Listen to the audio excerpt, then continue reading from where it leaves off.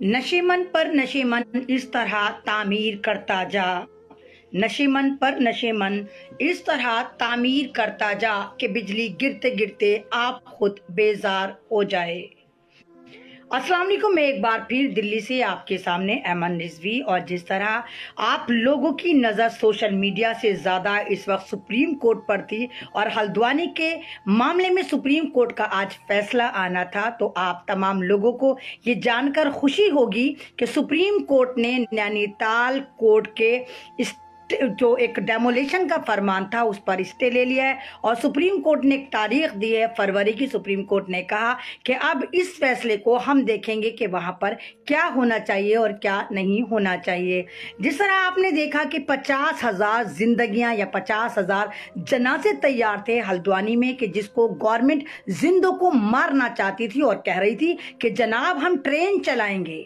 अरे एक बात बताइए, जो ट्रेन चलाई जाती है वो इंसानों के लिए चलाई जाती है। ट्रेन इसलिए चलाई जाती है कि आप अपनी मंजिल पर, जहां पर आपको बहुत दूर जाना है और आप बहुत कम पैसे में सिक्योर सफर करना चाहते हैं, तो उसके लिए ट्रेन ट्रांसपोर्ट यूज करा जाता है। तो मोदी जी, अगर आप वहां के 50,000 लोगों को दरगोर कफन करके ट्रेन चला रहे थे, तो आप उस ट्रेन का नाम क्या लाशों वाली ट्रेन रख रहे थे? और जिस तरह आपने एक तुगलकी फरमान जारी करा कि नहीं भाई, हम हल्द्वानी के उन मकानों को तोड़ डालेंगे जो आपके बकौल इलीगल थे।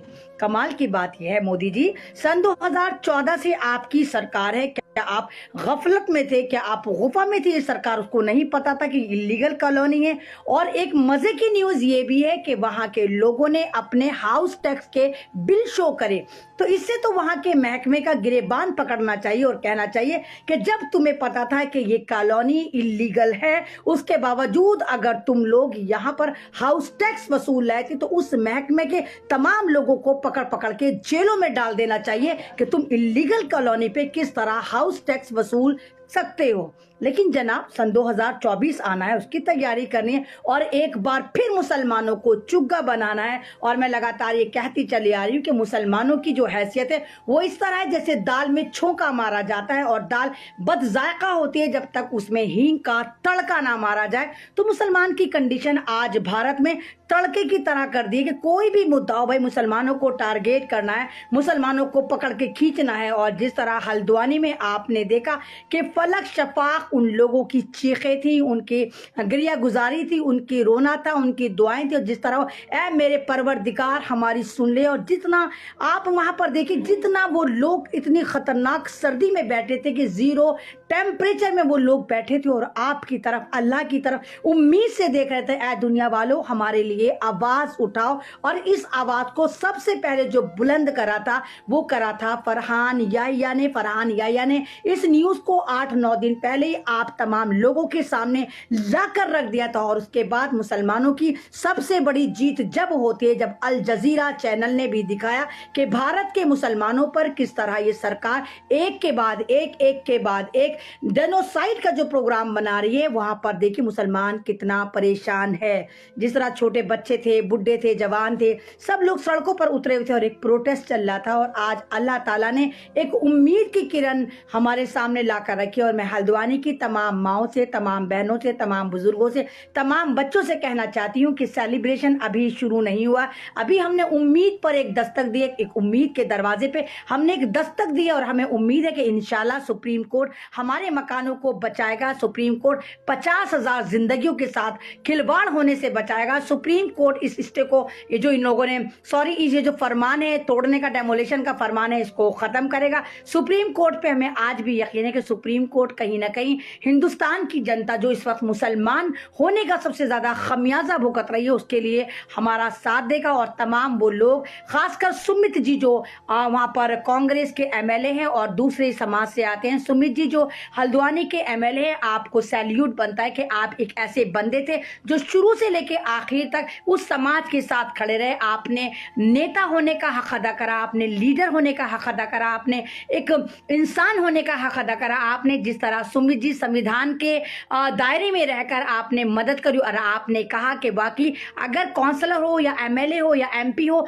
तो वो वाकई ऐसा ही होना चाहिए कि वो जो जनता द्वारा चुना जाता है वो जनता के मुद्दों पर जनता के साथ खड़ा हुआ नजर आना चाहिए। और सुमित जी जो कांग्रेस के एमएलए हैं, आज वो सुप्रीम कोर्ट तक इस लड़ाई को लड़ने आए थे, उनको सैल्यूट बनता। और मैं चाहती हूँ अल्लाह ताला आपको कामयाब करे और आप इसी तरह भारत की जनता के लिए लड़ाई करते रहें। आज आप हल्द्वानी में लड़ रहे हैं, कल हम उम्मीद करेंगे कि आप पार्लियामेंट में भी हर समाज के साथ इसी तरह लड़ाई लड़ें। और मैं हल्द्वानी के लोगों से फिर कहना चाहूँगी कि दुआएं बरकरार रखें, दुआएं मांगते रहें, अभी खुश होने की ज़रूरत नहीं है। अल्लाह ताला हमें कामयाब करे, हमारे मकानों को बचाने में कामयाब करे। पूरे भारत में जहाँ जहाँ हमारे पे जुल्म हो रहा है, जहाँ जहाँ हमारे मकानों को डेमोलिश करा जा रहा है, वहाँ अल्लाह ताला हमारे मकानों को, हमें, हमारी इज्जतों को, हमारी मसाजिद को, हमारी पहचान को, हमारे हिजाब को, हमारी दाढ़ी को, हमारे मदरसे को, हमारी तमाम जो हमारी एक आइडेंटिटी है हिंदुस्तान में, अल्लाह ताला उसको बरकरार रखे। और जैसे कि आप लोग जानते हैं कि त्रिपुरा में भी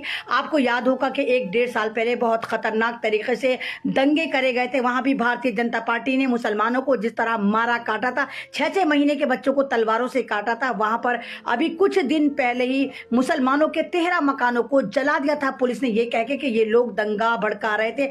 वहाँ पर आप त्रिपुरा की जो हाई कोर्ट है उसने कहा कि तुम लोगों ने कैसे फैसला करा कि तुम लोगों ने उनके मकानों को तोड़ डाला, तुमने क्या ये शेट्टी की फिल्म समझ रखी है कि तुमने शेट्टी की फिल्म समझ लिया कि स्क्रिप्ट तैयार कर दी, ये रियल लाइफ है। और तमाम जो पुलिस वाले इस काम में मुलविस थे, जो चौकी थाना इसका मुलविस था, हाई कोर्ट ने उन लोगों को कंपनसेट करा के कहा है जो तुमने 13 मुसलमानों के मकानों को तोड़ा है, ध्वस्त करा है, इनके मकानों को दोबारा बनाया जाए। और मोदी जी आपका जो एक नारा था जहां झुकी वहां मकान, वो तो आप खैर नहीं दे पाए। और हल्द्वानी में जो आपका मीडिया, आपका पालतू मीडिया जो टुकड़े डाल डाल के बसंती वाला नाच करता है, मुजरे करता है, वो जो दिखा रहा था कि जमीन जिहाद, अबे जाहिलो जिहाद तो था, जिहाद था, क्योंकि जिहाद का मतलब होता है स्ट्रगल करना, संघर्ष करना। और वो संघर्ष कर रहे थे, अपने मकानों को बचाने का संघर्ष कर रहे थे, वो संविधान को बचाने का संघर्ष कर रहे थे, वो अपनी नागरिकता को बचाने का संघर्ष कर रहे थे, यानी जिहाद कर रहे थे। और आज तुम लोग नाकाम हो गया, तुम्हारे मुंह पर जन्नाटेदार तमाचा पड़ा। और मोदी जी आप अगर एक नारा देते हैं कि जहां झुग्गी वहां मकान, तो वहां तो मकान थे, वहां तो आपको कोठियां अलॉट करनी चाहिए, वहां तो पक्के मकान थे। आप तो झुग्गी पे पक्के मकान दे रहे थे ना, तो जहां पर ऑलरेडी पक्के मकान थे वहां तो आपको कोठियां अलॉट करनी चाहिए, जो आप नहीं करेंगे। मोदी जी आप सरकार चला रहे हैं, कोई तबेला नहीं चला रहे कि इस गाय को, इस भैंस को इधर से उधर ट्रांसफर करा, इस सरकार चला रहे। और इस तरह आप एकदम तुगलकी फरमान देके 50,000 मकानों को जो ध्वस्त कर रहे थे, कम से कम अगर आपके ही बकौल वहां पर रेलवे ट्रैक आपको लग रहा था इतना जरूरी है और अदानी फकीर हो जाएगा अगर वो रेलवे ट्रैक बना के आपने अदानी की झोली में नहीं डाला, तो कम से कम उन लोगों को दोबारा बसाने का एक जगह मुहैया कराते, उन लोगों की कॉलोनी बनाते, तब हमें समझ में आता कि वाकई ये सरकार जरा सी थोड़ी बहुत इंसानियत पे चलती है। जहां आपको बात करनी चाहिए वहां पर आप बात नहीं करते। जिस तरह दिल्ली में 1 जनवरी को साल के पहले दिन 20 साल की बच्ची को बीजेपी नेता द्वारा गैंग रेप करके, 5 लोगों द्वारा गैंग रेप करके उसको 15 किलोमीटर तक घसीट के उसकी हड्डियों को घिसा जाता है, वहां ये मीडिया चुप हो जाता है। मीडिया कहां बात करता है? लिव इन रिलेशनशिप में अगर कोई लड़की खुदकुशी करके मर जाती है तो मुसलमानों को धरपकड़ शुरू हो जाती है। तो ये जो दोहरा मापदंड है, मुसलमानों के खिलाफ, दलितों के खिलाफ, किसानों के खिलाफ, पत्रकारों के खिलाफ, बच्चों के खिलाफ, इसको बंद करिए। Stop this nonsense. Modi ji, मुसलमान भी भारत के नागरिक हैं, इनको इज्जत की जिंदगी जीने दीजिए। वो आपसे कुछ नहीं मांग रहा, ना आपसे नौकरी मांग रहा, लेकिन वो मान सम्मान बचाना चाहता है। और हल्द्वानी के लोगों के लिए फिर बहुत बहुत आप लोगों को थैंक्स करना चाहिए कि अल्लाह ताला ने उन लोगों की सुन ली। और आप लोगों को लगातार दुआएं करते रहना चाहिए। लाइव अच्छा लगता है तो इस प्यारी सी न्यूज़ को आगे शेयर जरूर करिए।